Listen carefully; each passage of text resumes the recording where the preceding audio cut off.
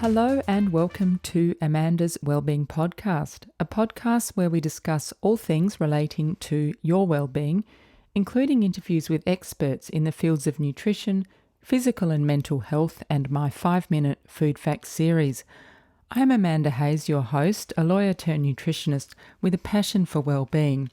You could say I'm on a personal odyssey to seek improvements in all areas of my life.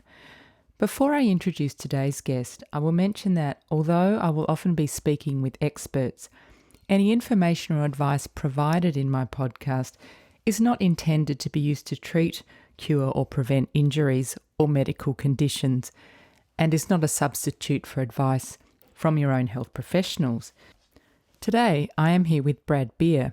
Brad is a sports and exercise physiotherapist, and his special areas of interest are patellofemoral pain, that's runner's knee, tendinopathy rehabilitation, and as we're going to hear about today, bone stress injury. He's also an exercise scientist. He is the host of a very popular podcast called The Physical Performance Show, which has had over 1 million downloads.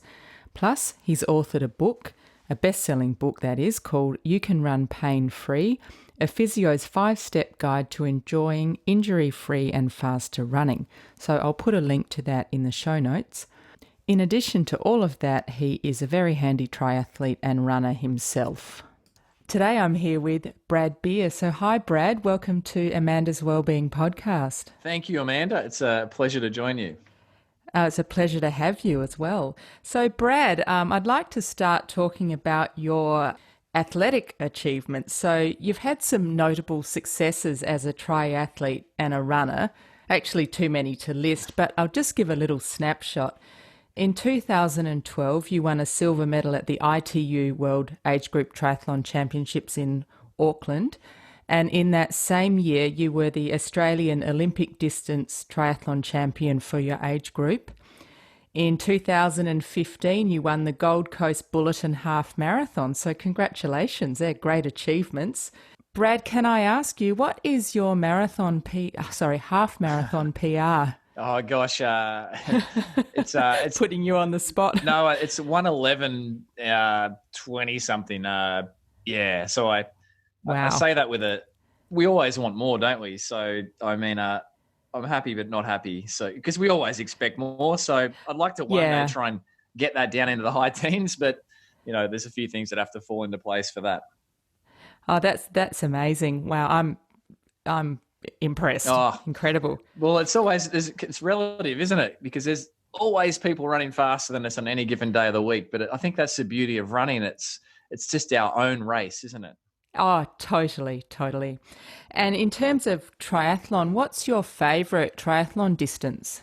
Well, this is easy to answer because I'm yet to, mainly through time constraints and not having, I guess, the opportunity or not creating the opportunity to really go into the longest stuff with the time it requires.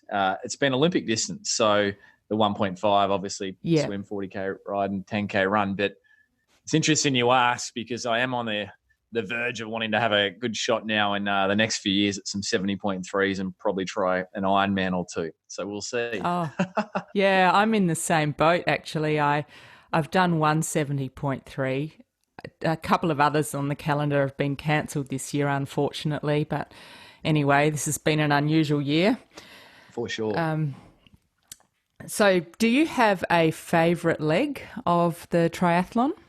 Yeah, it's so interesting because as a junior, the run was my weak leg and I was kind of known for most likely leading off the bike or being, one of the first off the bike in most races and then fading in the run. So, and then when I spent what was 9 or 10 years out of the sport, came back in the 30 to 34 bracket, my run was my strength and I was living the other experience of getting off the bike wherever and running through the field. So I would have to say the run is my favorite leg, but maybe when I make my third comeback, it'll be the bike.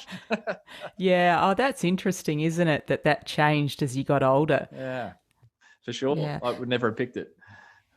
So let's jump forward a few years to your physiotherapy practice. So in 2006, you founded My Back's Physio, which became Queensland's first back in motion practice, and then Pogo Physio. So, Brad, I've been wondering the whole time, what does Pogo stand for, the name? Is there a meaning behind that? Yeah, there is, Amanda. Yeah, there's three phases of my practice ownership life: the founding phase, the My Back's Physio days, where the only thing I ever wanted to treat was back pain because I had it Right. some pretty debilitating years. And then the middle years, which were franchise experience and franchisor experience. And that wasn't a good fit for us as a practice or myself. And so we spent quite a few years, and unfortunately lots of legal dollars extraditing ourselves from that system. And I was really at an all-time low in my career where after that, it was not pleasant, where I wondered if I even had what it took to stay in the industry. So the name, there were many walks and runs of just despair, thinking, oh gosh, I think I'm done with it. And the name Pogo really was a flow-on effect of a commitment to go again with our practice and rebrand it into something more representative of our values, which, we want it to be fun and lively. So it was actually a brainstorming session with some marketers, and they'd been given the portfolio to create the look and feel of the brand, and they left the naming to me, but they were sort of doing exercises to stimulate names, and we knew it wanted to be short with an O, and Pogo popped out. And I remember saying it and thinking, that's the most ridiculous name for a clinic. We can't call it that. And the girl at the time, who's now was the marketing manager after that role for Uber in Australia, she said, that is great. And I went, right, well, I don't, so we'll call it that. And so that was the naming. That's all it is. And it obviously has a bit of life to it. It's a bit of energy. That sort of fits with as well. Well, I like it because for me, the first thing I thought of was those pogo jumping sticks, and that's energy. And so I think it's great, and it's memorable, which is good too. And you can't shorten it, they tell me. The marketing geniuses say a name's really good in organizations where it can't be abbreviated. So they liked it on that. So there you go. Here we are. Yeah. And so on your website at Pogo Physio, you say that your aim is to get your clients back to their physical best as efficiently as possible. And I must say, as a patient or client of many physios over the years, that is fantastic news. And you say you want them to cross their physio finish line. So can you tell me, what's a physio finish line? Amanda, that is just the end of the journey. So in my down days, as I referred to before, where I really wondered if I had what it took to go again, the one problem that I felt hadn't been solved in our industry was overcoming what I guess you loosely alluded to was that perception that some people have that physios just want them to keep coming back. And so I thought, what's missing? What's missing is an early identification of what that endpoint would look like for everyone's journey. So Amanda, it's doing the 70.3 triathlon or whatever it may be. And then we simply reverse engineer it. And we gave it a bit of a fun name because it's memorable and sticking. We called it a finish line. So we then extended it to be a physio finish line. So we say, Amanda, we want everyone to cross their physio finish line. There has to come an end to rehabilitation for every case, every condition. Yeah. It's not an ongoing thing. And we don't want people to be here a session more than what they need, but we want to make sure they get across that physio finish line. And we celebrate them in-house with a bit of fun, a little gift, a photo if the patient or client's up for a photo. And that's what we want to be known for, is we're just getting the job done. I think that is absolutely brilliant, because sometimes when you start a physio journey, it can be a bit daunting because it, as you say, it sort of seems to be never ending with no finish line in sight. But I mean, thankfully now here in Adelaide, I've found someone who is just brilliant. He's really practical, and, I don't actually see him very often these days. He's kind of got me where I need to be. So that's good. And you know what? That's the heart of every practitioner, Amanda. Yeah, as it should be. Absolutely. And I know also, Brad, that you do telehealth at your clinic. Is that Is that something that came about in response to COVID-19, or were you already doing that? Yeah, Amanda, that was something that I've enjoyed doing because it's actually a real, it's quite fulfilling on so many levels. That's something I've personally been doing for probably 4 plus 5 years, and it was mainly off the back of the You Can Run Pain Free book, where people Yep. reached out to me for specific concerns they had, and knowing that most running rehabilitation journeys are load management training and strength and conditioning principles, this can be done anywhere in the world. Okay. So it wasn't a post-COVID or a COVID era response. It's something that was already well and truly entrenched. What's nice is, I think, COVID, on that, one nicety of it is that people's perceptions are very different around engaging in telemedicine now. Yeah, absolutely. And I mean, that's good for you in the sense that you were already set up in that space before COVID took hold. But one question I have, I've never done a telehealth consult, and I think probably a lot of people would have this question, is how do you treat someone without being able to touch them? Yeah, and it's a great and valid question. So if we're working with running injuries, or it's pretty much my vertical, Your life. yeah, exactly. Then the hands-on stuff, no matter what the condition, is only just modulating symptoms and potentially pain. It's not the rehabilitation itself. Yep, So, that makes sense. I could stick pins in you, Amanda. I could stick an elbow in you, could massage you. It's all the same stuff to your body. It's just a bit of tissue input. What will actually rehabilitate you is the strength work, getting your return to run program right. And the other sort of part of that question people often have is, how can you diagnose me when I'm not in the same room? And that's very straightforward, because 90% of a diagnosis is in the story that the patient shares. So if the practitioner has ears to hear, Yeah. they will already have probably an accurate diagnosis within 10 or 15 minutes of actually listening to the patient, zipping their own lips and listening. And the test that we get done, say a running injury, can be, Amanda, head over to the corner there, try this. And that's normally just going to validate or confirm the likely diagnosis through the story that you tell. Yeah.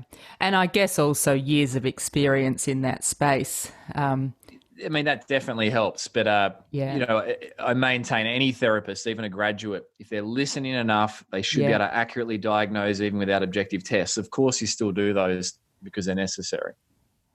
Yeah, I find that really interesting because I changed up something on my bike a while ago and ended up having some pain. And so I, looked on Dr. Google and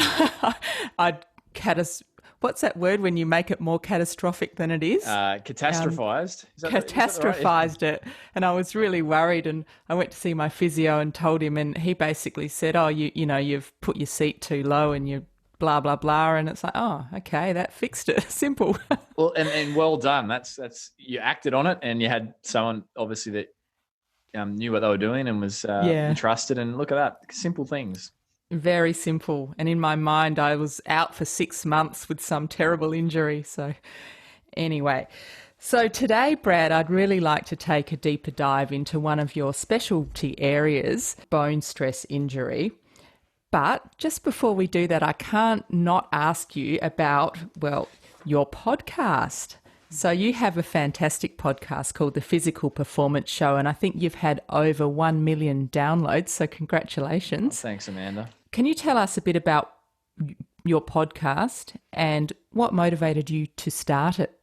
Yeah, thanks, Amanda. The podcast did start this week's 233 weeks in. So do the maths on that, 4 and a bit years, I think, isn't it? Wow. And it was really just an extension of conversations I was having often with people in the room that I thought would be interesting on a wider level. So podcasting was around 4 or 5 years ago. But audio for endurance athletes is such a nice medium because we often take it with us. So it was really just a bit of a fun project to spread stories initially that would interest other people. And from there, it's evolved to sort of feature which is one of my great loves in doing it, the expert editions where I'm Yeah. always learning, and I know they're well received through the audience. And so it's really just developed from there. And, it's as you know better than anyone, Amanda, it's a passion project. There's a lot that goes into it, but I enjoy talking to people and learning, and that ticks my boxes. And I enjoy getting feedback that it's helping people out there that are consuming it as well. Yeah, absolutely. I mean, it is a passion project, but like you, I love learning and talking to people with expertise in various areas. And I'll just mention one of your episodes, number 225 with James Fletcher, and I'll put a link in the show notes. He talks about the science of breath. And I absolutely loved that episode. I thought that was so interesting. And just one of the things he said you could do to train your breath is to tape up your mouth when you're running and just breathe in and out of your nose. And I thought, I've been trying to practice breathing in and out of my nose on my slower runs, but I just can't come at taping up my mouth. Well, if it's any consolation, I haven't done that yet either. I've actually got to get corrective nose surgery for a deviated septum in October. Oh. So until I get that, I wouldn't be able to breathe. So Yeah. But I love, learning tips like that you can actually put into practice. Well, that's great. We call it the highs, lows, and learnings. And above anything, it's the learnings that I get excited about because they can make a big difference for people. They can, and also, as we both know, in the science of sport and nutrition, it's just constantly evolving. So there's always something you can learn about, isn't there? Absolutely. And it's funny, we're going to talk about bone stress injuries, and I feel like that, Yes. on that topic, Amanda, like the more you look into it, the more you feel like you need to look deeper. Yeah. Well, you can enlighten us, Brad. So can you describe, I guess in lay terms, what is bone stress injury? Yeah, a bone stress injury is, we have little sheets in clinic here, and I'm happy to shoot you a PDF of this, Amanda, if you wanted to include great. it in the show notes. But Yeah. really created this little document to visually answer that question for people, but in an audio format. The answer's in the name. So a bone stress injury is a stressed bone. So we all get stressed in our lives in different ways due to life loads, COVID, financial, relational. A bone is no different. So if we think like a bone, we pretend we're our shin bone for a little bit. How can it get stressed? Well, you can get stressed if the loads, say the run-in training, changes too quickly. So that can be the net amount, that can be the intensity, that could be a combination. It can get stressed. So that's what we would refer to as a biomechanical factor. And then it can be, if you like, stressed from the inside out. So the health of the bone might be a little bit suboptimal. So the individual might have low bone density. They may not be getting the fueling in that they need, and therefore their bone health isn't being prioritized. They may not have adequate vitamin D levels. So these are what we call biological factors. So a bone stress injury is simply the bone getting stressed and then it becomes sore. And there's a combination of factors that can typically be present to create it. So you said it becomes sore. So I guess, is that how it manifests in patients? It's a painful presentation. Correct. I mean, up to a point, most runners, say triathletes, athletes will have signs of bone stress in different bones of their body without pain. So because we're using the body. But there is a tipping point where it starts to become, what we refer to as a pathology continuum. It starts to become pathological and sore. Yeah. And the driver of that is fluid basically accruing on the bone. So when that fluid gets in there, it starts to create an ache, and that will proceed until the bone's given a rest, basically. And it's a continuum. So it starts with happy bone, where the bone, every time we exercise, there's a stress on the bone, which causes internal breakdown of tissues. And our body then goes to work and remodels that damage. Yeah. So that's a training adaptation, right? Yep, absolutely. And we're designed to, we're constantly loading things up, breaking down, building back up.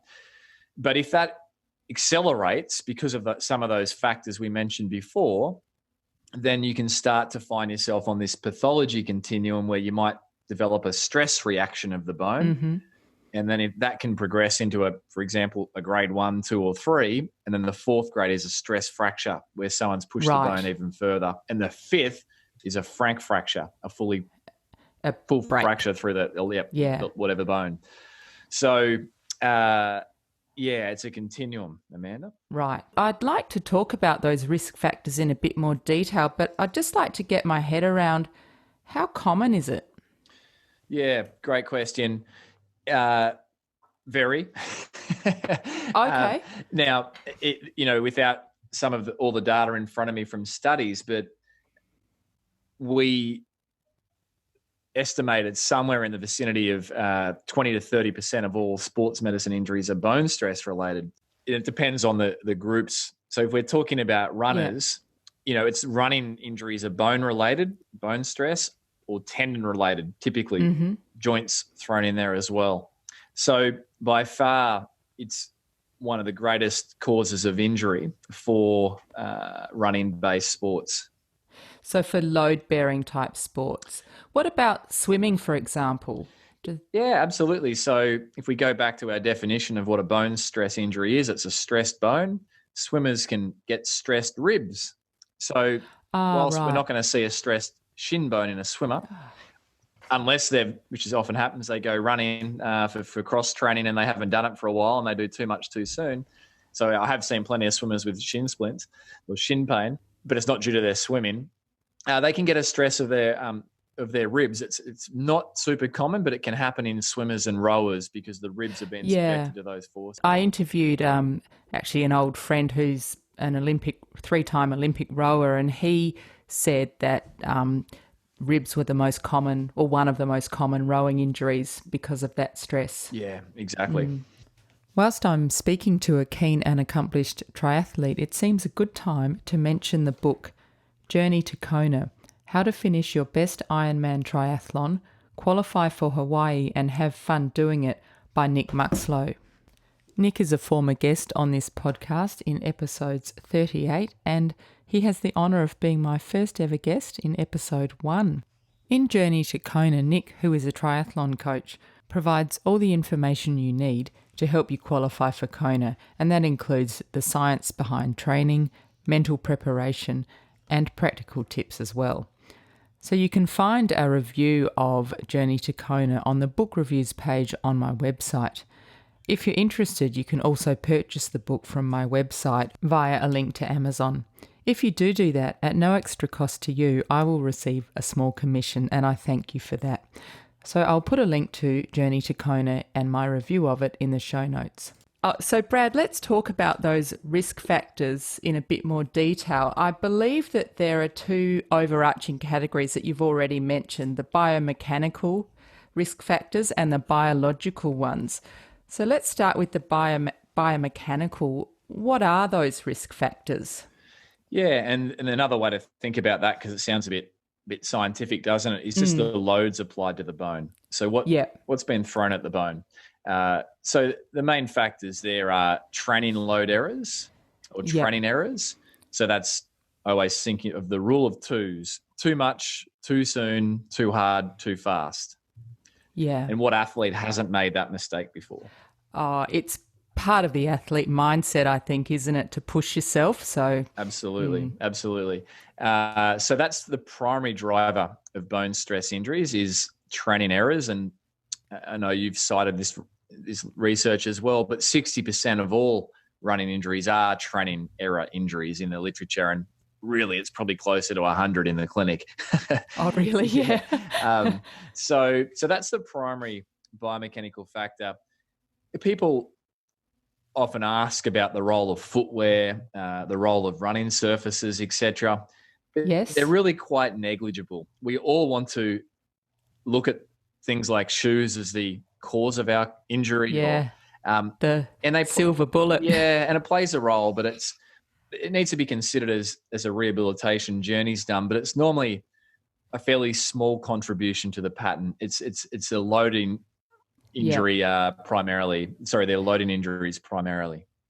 What about the actual biomechanics of the runner if they, I mean, this is very non-scientific terms, but if they're knock-kneed or Yeah. something and... Yeah, it's a great point. And that's something that I think a lot of people just intuitively still believe causes running related injuries. And it's not to say that biomechanics don't matter, but most of the time it's the biomechanics of the person have been the same right through their athletic career, and yet they haven't always had the injury. So it's not how they're put together. It's not how they move. It's because Amanda went from resting from no running for 4 weeks, got excited because was just inspired and started to run 5 times a week, and the shin couldn't keep pace, not because Amanda or Brad had knock knees. So we look at it, but it's rarely, when it comes to bone stress injuries, that big of player. If you're talking about elite performance in sport, then you're really leaving no stone unturned. But for the recreational to committed runner, we will look at how someone moves, of course. The biomechanics aren't as big of a contributor as many people would assume. So there's 2 characteristics of biomechanics known to be linked to injuries. One's hip drop, which is strength related, and the other is overstriding.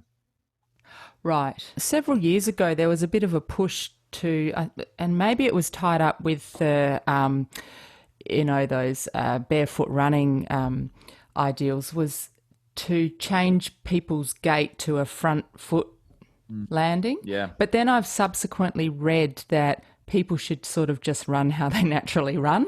So where do you sit on that? Yeah, and I went right through that whole movement from what people would, I guess, acknowledge as traditional type motion control shoes that I grew up as a junior triathlete exposed to and early in my physio career, to the minimalist movement, as you mentioned, like the barefoot type approach, which was really birthed out of Chris McDougall's Born to Run and the underground following that garnered, and the big shoe players acknowledging the trend. And here we are in the 2020s, and maximalist shoes are now the biggest segmentation. Every shoe brand's moved to have a maximalist version. So like the Hockers. Exactly, lots of stack height.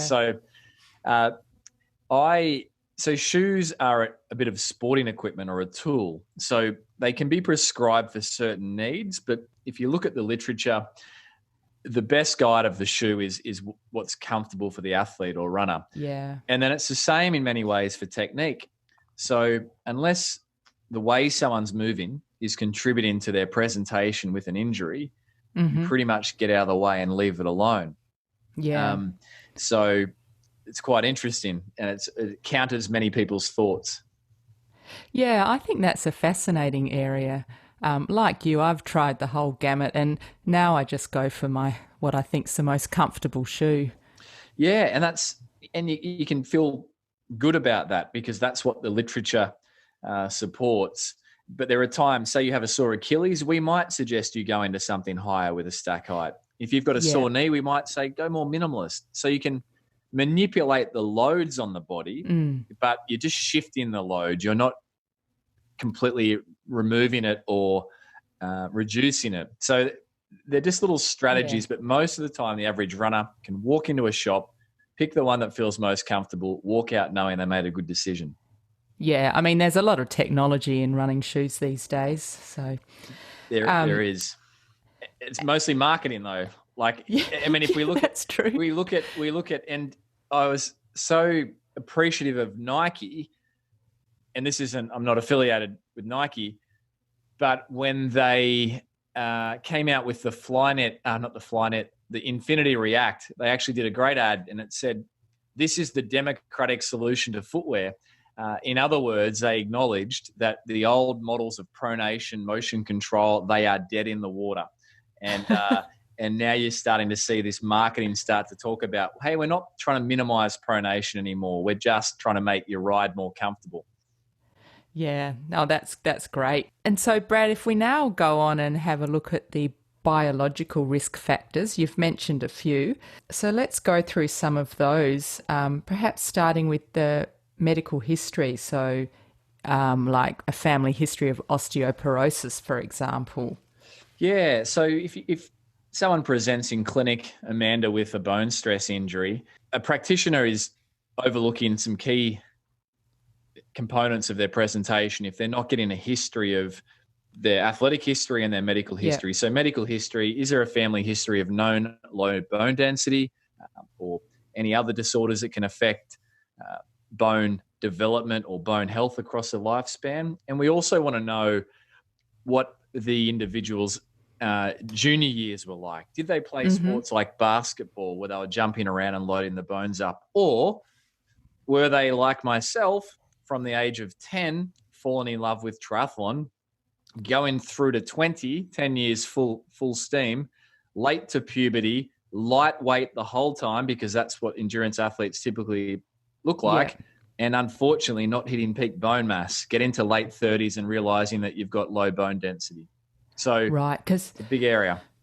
there's not, as I believe it, if you don't reach your peak bone mass by whenever it is, puberty or whenever, you can't then build it up. Is that correct or not? Well, to a degree, it's good to explore this, because this is something that as a practitioner, I'm probably more passionate about than anything is bone health. Yeah.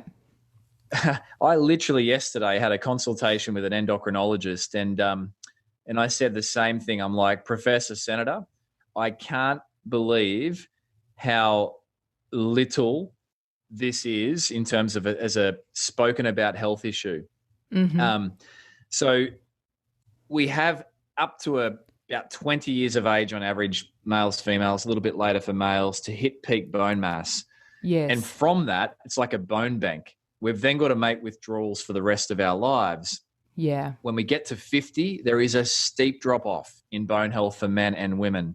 Unfortunately, quicker in women than men. And we have ability to influence that bone bank up once we've passed that peak bone mass. We can influence to a degree through our fueling levels if we're athletes, through strength and conditioning principles. Yes. So known strength work can improve, but it's quite an interesting area. But we're going to get nominal changes. We're not going to make massive gains. It's going to be nominal, but it's still worth chasing. So it is so key that if people listening in have children, that they are trying to do everything they can to help their kids hit the best bank of bone they can to live off. Yeah, I agree. It's absolutely vital. And I wonder if those factors you were talking about, like strength training and when people are older, they can't necessarily build up the bone bank, but perhaps it stops it from deteriorating more quickly. Spot on. It preserves it. It slows the rate of decay. And even people in their elderly years, mature years, can still have net gains through heavy strength and conditioning work. And then there's medications. So if someone has known low bone density, they might go on Prolia injections, which could give them an upswing of about 15% in bone density, which is quite a nice win. But the reality is most people die with osteoporosis. Unfortunately, many deaths are caused indirectly through osteoporotic fractures when people fall over. But it is one of the biggest health burdens for society, yet there's so much lack of knowledge around it. Yeah, I agree. And I think the point you make about people dying sort of indirectly through osteoporosis is one of the biggest killers for older people are hip fractures. And if your bones are osteoporotic, what happens is the bone it sort of fragments and fractures, so it can't actually be repaired. So I think that's one of the And once the people problems. have done a hip, it's a fractured hip. I can't recall, I wouldn't know the contemporary statistics, but I think it used to be there's a percentage of, unfortunately, people that as elderly folk that passed away within 6 months of a hip fracture. Yeah. It's stunningly sad. It is. So if we want to talk to our young people about building up their peak bone mass or density, what are some of the things they should do? How do we get the best bone health possible?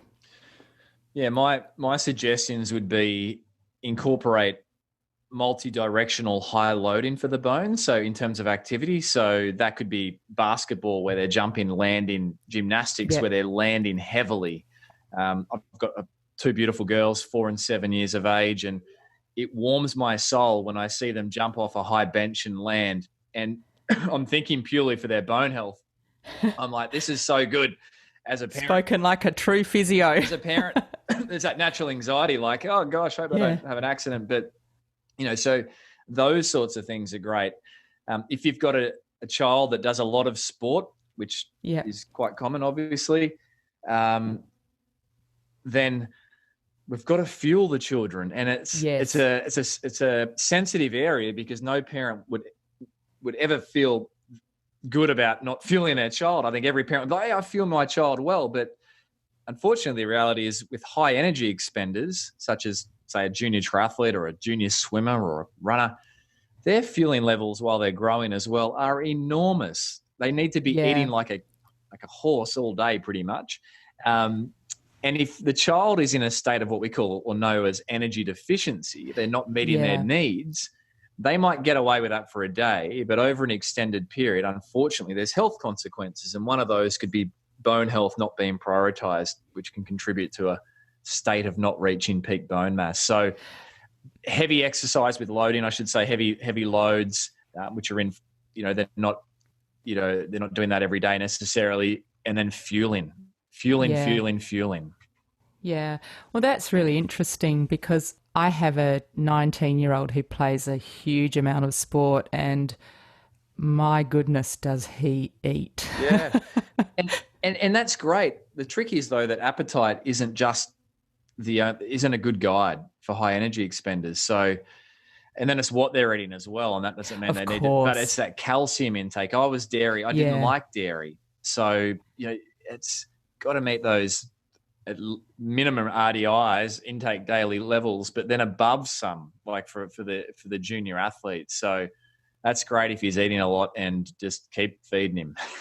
And also, Brad, what about vitamin D? Because that plays a really important role in bone health as well. Yeah, vitamin D is a huge one also. And it's funny because we think we all get a lot of sun, and if we live in Australia, then we probably do get a lot more than other parts of the world, but it's the time of day we're exposed to. So a lot of the slip, slop, slap movement around sun cancer, whilst good on a skin cancer health awareness campaign, probably isn't so good on a vitamin D D level. So the recommended daily intakes are normally well south of what an athlete needs. That's interesting. And vitamin D is required for healthy bones, for absorbing that calcium, but it's also key for repairing bone stress injuries. So most people are unfortunately quite low, and it's typically required to have some sort of supplement. I use a vitamin D spray. And in fact,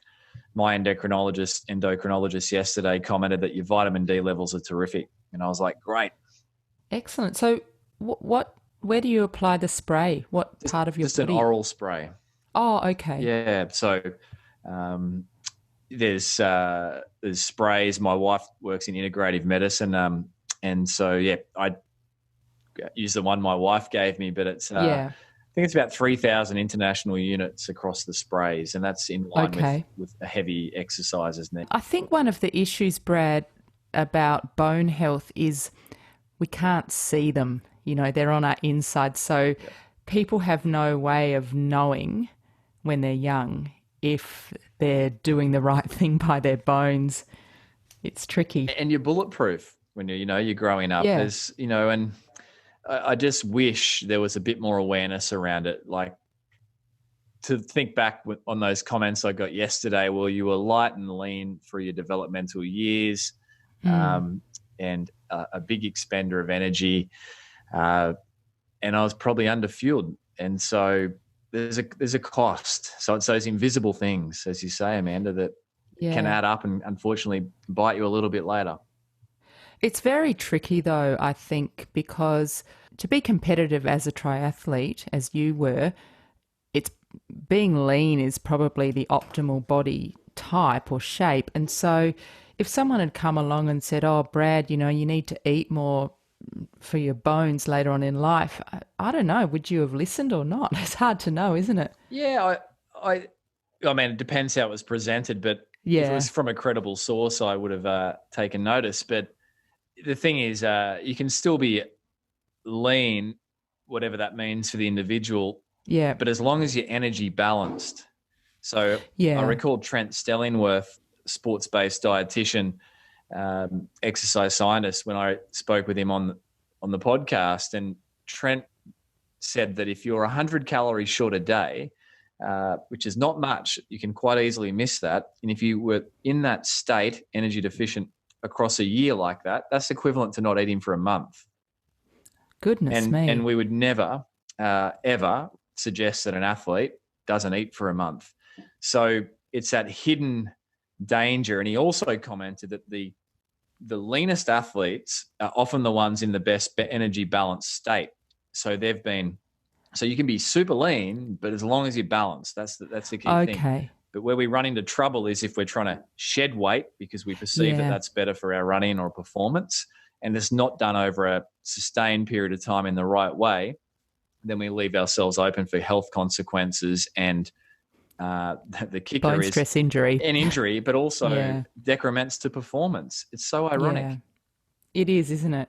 Yeah, it's a tricky balancing act. Brad, when we are talking about bone stress injury, are certain people more susceptible than others? I know we've talked about the biological factors, but I mean actually in terms of gender. Are women or men more susceptible?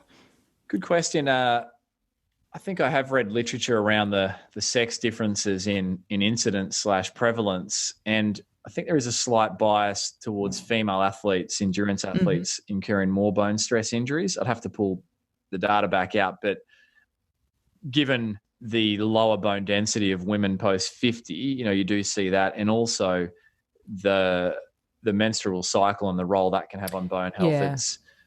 And the other part is the which isn't just affecting females, but the body image issues that women navigate through their sporting and just general life, that can unfortunately create a state of concern for people's bones through a lack of energy.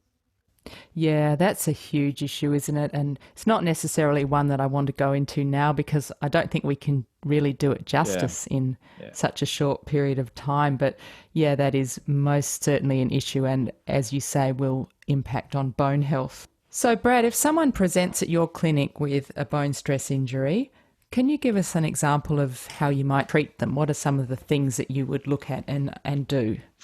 Yeah, so the big part is making sure there's a thorough history. So we're looking at all those factors and not just skimming the surface and talking about how much running you've done, Amanda. We want to dig deeper and explore all these factors, because it's no good coming up with a nice return to run program and an accompanying strength and conditioning program and neglecting the fact that, your bone density might be south of where it is, or there's some biological factors. You're in a state of relative energy deficiency. You'll quickly end up in the same, position, and that's with a recurring bone stress injury. So a big part is the history and going through that thoroughly. You can use questionnaires to get data on that. There's one for females called the LEAF-Q, Low Energy Availability Female Questionnaire. There's a LEAM-Q coming for males. It's not out yet. It's still passing a few checks and balances. So we'll often use questionnaires. If someone has presented with multiple bone stress injuries, or even if it's just their second, it's not uncommon for me to want to get a measure of their bone density through a DEXA scan, a bone density test, just to make sure I'm not the therapist that misses these key factors and sets someone up ultimately for recurring injury through missing something. So another consideration would be, do we, organise blood tests to look at sex hormone levels and vitamin D status and bone turnover markers. So there's a few things in the history, but that is the most important part, Amanda. It's the intervention is then around addressing those factors and triaging them. So yeah, that makes sense. Yeah, as you say, you're not going to give them a return to run program if there's something further down the line that needs to be fixed first. Yeah, and I mean, you've got to work with your athlete or patient. If running's near and dear, then you're trying to get them out there as soon as they can. But you might have them on a red light, yellow light, green light type approach, where if they're red, they're stratified red, which is high risk for further injury. they've had other bone stress injuries in their history. They were late to puberty. They have dropped a lot of body weight suddenly. There's identified disordered eating or eating disorder patterns. Then we're trying to help their health before we get them running. So it's always individual. So, Brad, do you ever refer them, say, to a sports dietitian or something like that? Because it sounds like there's lots of factors going on here. Yeah, there is. And I look back at my early physio days and I had a simplified approach and I missed a lot of this stuff. But rarely would there be a bone stress injury presentation that I see in clinic that is not needing a sports dietitian or dietitian oversight to make sure their fueling is where it needs to be, their calcium intake, their vitamin D. So it's a multidisciplinary care team. And then if you've got longer or bigger challenges that have been identified through the history, then we're working with a sports doctor to organise bloods and endocrinology functioning as well. So it's a multidisciplinary team approach in most instances. Yeah, it sounds like it. Well, let's talk about on the positive side, what can we do to prevent bone stress injury? Yeah, I simplify this, but eat more than you think you need. And it's good news. It's yeah. And yeah, we know we're kind of not in the event space these days, but at the moment through COVID, but we've got time to get where we want to get to for an event. We shouldn't be aiming to be at the weight that we think's good for our racing all year round. That's just, it's not practical. It's not well serving unless we're an elite athlete and we've got our energy balance really dialed in. So eat more than we think we need, ensure that calcium levels are up there, ensure that vitamin D status is up there. And if you're listening in and you don't know what your vitamin D levels are, I understand, but please go and get a blood test and just see. You might be surprised. You might spend all day in the sun. Well, you might be okay. I was vitamin D deficient as a therapist for 10 years because I would run in the morning before work or after work in the dark, and I'd spend 10 hours in a room all day not seeing the sun. Yeah, and I mean, a lot of people have a similar pattern to their work day, don't they? Yep. Inside a lot of the time. Yep. And so that's so key. And strength and conditioning, Amanda. So we all need strength and conditioning as we mature, more so than ever. There's a few misnomers that all exercise in the gym is going to help build bone, but unfortunately it won't. It's got to be heavy, and there's a few like squats, deadlifts, strict presses. There's a few really known good exercises that stimulate bone health, but it's got to be heavy. So people have got to build up to being able to do it as heavy as they can. And the other sort of misnomer is that running builds bone, but it doesn't. It can help maintain bone density of, say, the hips, if it's done in the right manner, but it's better to be running than not, but it doesn't build bone. So they'd be my suggestions. Yeah, well, that I've actually on a personal level found now that I'm getting older that strength work is so important, and it helps prevent injury too. So absolutely, I have to go to a personal trainer because otherwise I wouldn't have the motivation to do it, because I don't love doing it, but he makes it fun. Brad, I'm conscious that you're a busy man. You've got to go off to another meeting, so let's wrap things up. You have a lot of things on your plate, obviously. So what do you do to relax or unwind? If you do that. I try my best, as we all do. There's nothing more gratifying to me than completing some training session where you feel like you've, challenged yourself, and it's rewarding, satisfying to complete that. So my day's set up well if I can get that hit somehow. So that's first and foremost. I've never really mastered the art of being able to switch off. Maybe it's because I'm a business owner but my children are a great leveler. I have made a conscious effort to try and be as present with them as I can when I'm home. And, I think we all fear that missing that if they grow too quickly. So my kids. Oh, it happens fast, Brad. So I'll take some notes. So my kids and exercise. I don't really spend much time on the couch, but unless it's something maybe like the Tour de France. That's late night on the couch, that one. Exactly. Yeah. And Brad, who inspires you? Yeah. I get inspired by athletic pursuits, of course, but I just get inspired by anyone that's functioning at the peak level in their chosen field. So I can get goosebumps watching a child doing their best with that whatever ability they have. Yeah.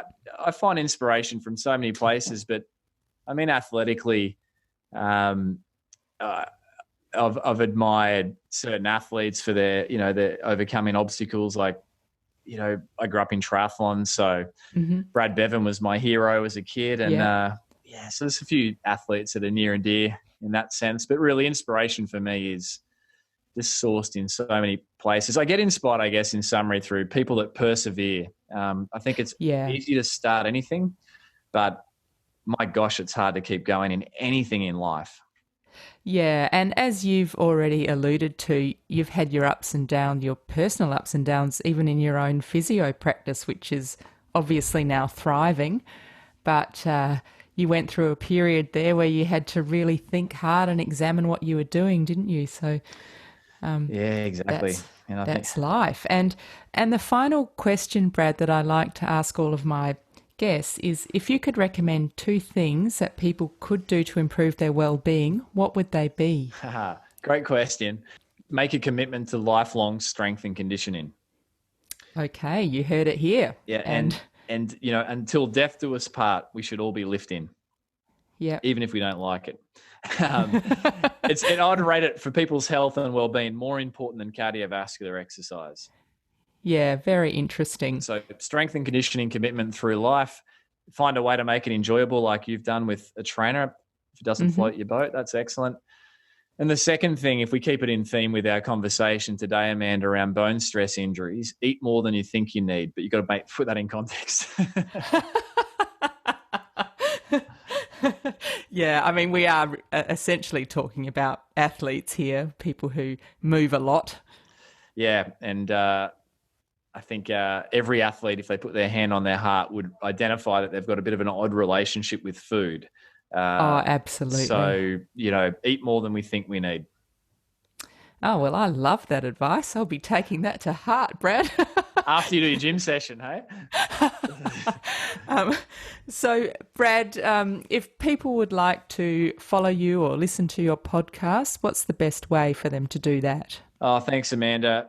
I'm personally quite easily found over on all the socials, Twitter, Instagram, Facebook, etc. Just my name, @Brad_beer on most of those handles. And Amanda, the show, thank you. It's the Physical Performance Show. And so that's found on all search platforms for podcasts and online as well. And I'll put links to all of that in the show notes. But Brad, what about if someone wants a telehealth consultation? Because I think I failed to mention that Brad's based in the Gold Coast. So what if someone from Adelaide or Sydney wants to connect with you? Yeah, thanks, Amanda. That can be organised through our website, pogophysio.com.au, and there's a page there about telehealth consultations. But it's it's fascinating how that's opened up the world. I regularly speak with runners overseas, and it's just fun to be so connected in this day and age. I think it's fantastic. I mean, for someone like me, being able to have access to all these experts, no matter where they are, is just brilliant. I think we're lucky. Yeah, it's a good time to be alive. Obviously, we've got our challenges, but by and large, it's a good time. Got to stick with the good stuff. So, Brad, thank you so much. It's been a real pleasure chatting to you today. Amanda, thank you, and keep going, keep persevering. You're doing great work. I will be. Thank you. And that was Brad Beer, physio, author, athlete, podcaster, and bone health advocate. Thank you for listening today, and I do hope that you found today's interview interesting or inspiring. And if you did, please share the podcast and tell your friends about it. And if you could take a minute to leave a rating on Apple Podcasts, it will help people find my podcast. If you would like to subscribe to Amanda's Wellbeing podcast, you can subscribe on all good podcast providers like Apple Podcasts, Spotify, Stitcher, Overcast, iHeartRadio, and Google Podcasts. You can also subscribe on YouTube.